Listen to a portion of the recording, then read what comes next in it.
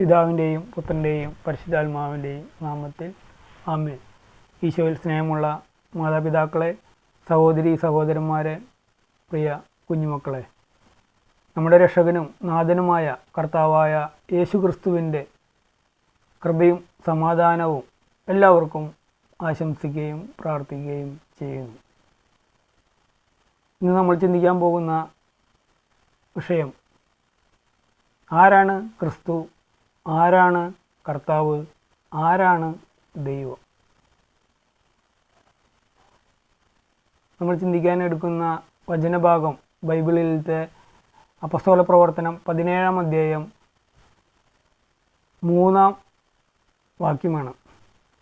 ഇവിടെ പൗലോസ് ശ്ലീഹ തെസ്സലോനിക്ക സഭയിലെ പ്രസംഗിച്ച ഒരു ഭാഗമാണ് നമ്മൾ എടുത്ത് വായിക്കുക.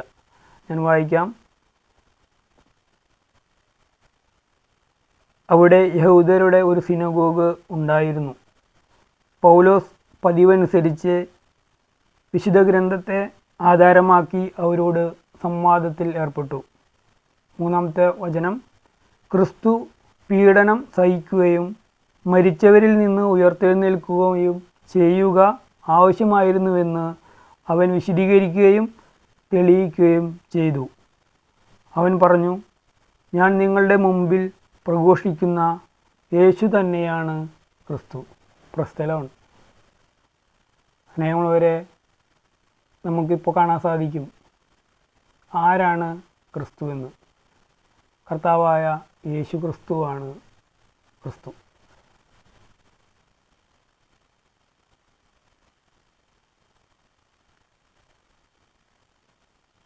സ്നേഹമുള്ളവരെ, നമ്മൾ ഇതിൽ വിശ്വസിക്കണം.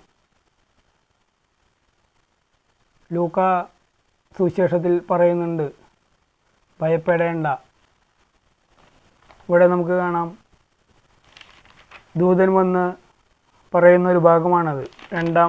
ലൂക്കാ എഴുതിയ സുവിശേഷം 2-ാം അധ്യായത്തിൻ്റെ 11-ാം തിരുവചനത്തിലാണത് പറയാം. ദൂതൻ അവരോട് പറഞ്ഞു, ഭയപ്പെടേണ്ട, സകല ജനത്തിനും വേണ്ടിയുള്ള സന്തോഷത്തിൻ്റെ സദ്വാർത്ത ഞാൻ നിങ്ങളെ അറിയിക്കുന്നു. ദാവീദിൻ്റെ പട്ടണത്തിൽ നിങ്ങൾക്കായി ഒരു രക്ഷകൻ, കർത്താവായ ക്രിസ്തു ഇന്നു ജനിച്ചിരിക്കുന്നു. സ്നേഹമുള്ളവരെ, ഇതിൽ നമുക്ക് കാണാൻ സാധിക്കും ആരാണ് കർത്താവ് എന്ന്. ഇത് ദൂതൻ ആട്ടിടയന്മാരോട് പറഞ്ഞ ഒരു ഭാഗമാണ്. അപ്പോൾ ഈ രക്ഷകൻ കർത്താവായ യേശു ക്രിസ്തുവാണ്. വചനഭാഗം നമ്മളെ അങ്ങനെയാണ് ഓർമ്മിപ്പിക്കുന്നത്, പഠിപ്പിക്കുന്നതും.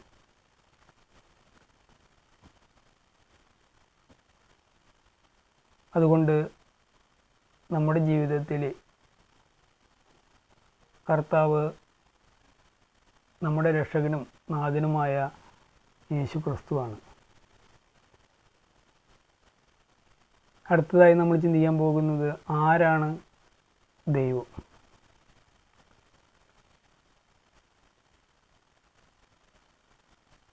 നമുക്ക് ഈ കാലഘട്ടത്തിൽ ഏറ്റവും അത്യാവശ്യമായ ഒന്നാണ് ഈ കാര്യം. പലർക്കും പല സംശയങ്ങളുണ്ട്. എവിടെയാണ് ദൈവം? ആരാണ് ദൈവം?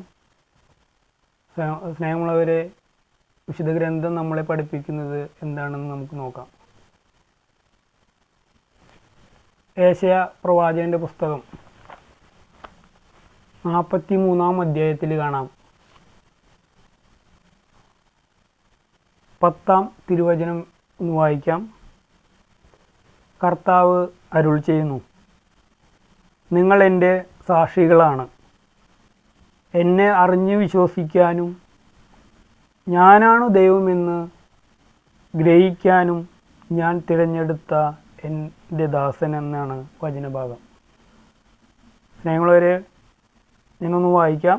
നിങ്ങൾ എൻ്റെ സാക്ഷികളാണ്, എന്നെ അറിഞ്ഞു വിശ്വസിക്കാനും ഞാനാണു ദൈവമെന്ന്. കർത്താവ് അരുൾ ചെയ്യാണ്, ഞാനാണ് ദൈവം. ഇനി വീണ്ടും നമുക്ക് 11-ാമത്തെ വചനത്തിലേക്ക് കടന്നാൽ കാണാം.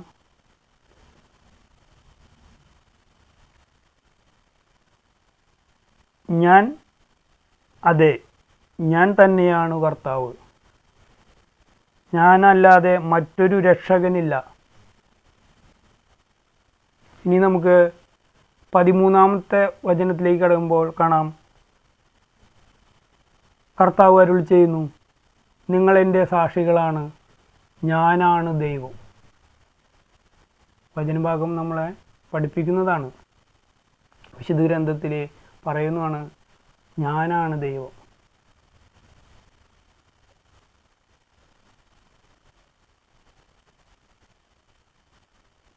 സ്നേഹമുള്ളവരെ, ഇപ്പം നമുക്ക് മനസ്സിലായി കാണും ആരാണ് ക്രിസ്തു, ആരാണ് കർത്താവ്.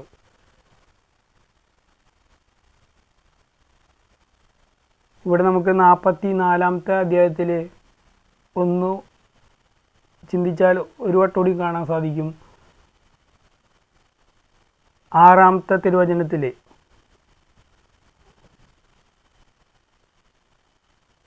ഞാൻ ആദിയും അന്തവുമാണ്, ഞാനല്ലാതെ മറ്റൊരു ദൈവമില്ലെന്ന് വചനഭാഗം ഓർമ്മിപ്പിക്കുന്നു. സ്നേഹമുള്ളവരെ, ഈ 44-ാമത്തെ അധ്യായത്തിൻ്റെ തലക്കെട്ട് തന്നെ കർത്താവ് മാത്രമാണ് ദൈവമെന്നാണ്. വിശുദ്ധ ഗ്രന്ഥം അങ്ങനെയാണ് പറഞ്ഞ് പഠിപ്പിക്കുന്നത്. നമുക്കതിൽ വിശ്വസിക്കാം, അതിൽ ഉറച്ചു നിൽക്കാം.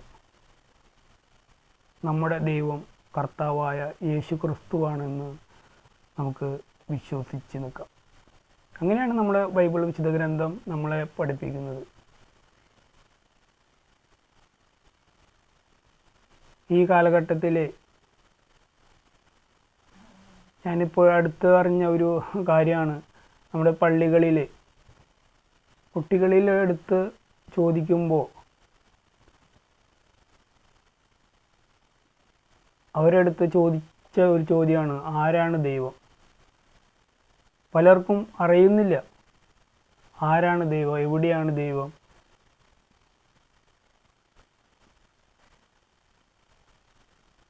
സ്നേഹമുള്ളവരെ, അതുകൊണ്ട് വിശുദ്ധ ഗ്രന്ഥം വായിച്ച് ബോധ്യപ്പെട്ട് ഉറച്ച് വിശ്വസിക്കണമെന്ന് ഞാൻ ആഗ്രഹിക്കുന്നു. എല്ലാവർക്കും കർത്താവിൻ്റെ കൃപയും സമാധാനവും ഉണ്ടാകട്ടെ എന്ന് പ്രാർത്ഥിക്കുകയും ചെയ്യുന്നു. നല്ലൊരു ദിവസം ആശംസിച്ച് നിർത്തുന്നു.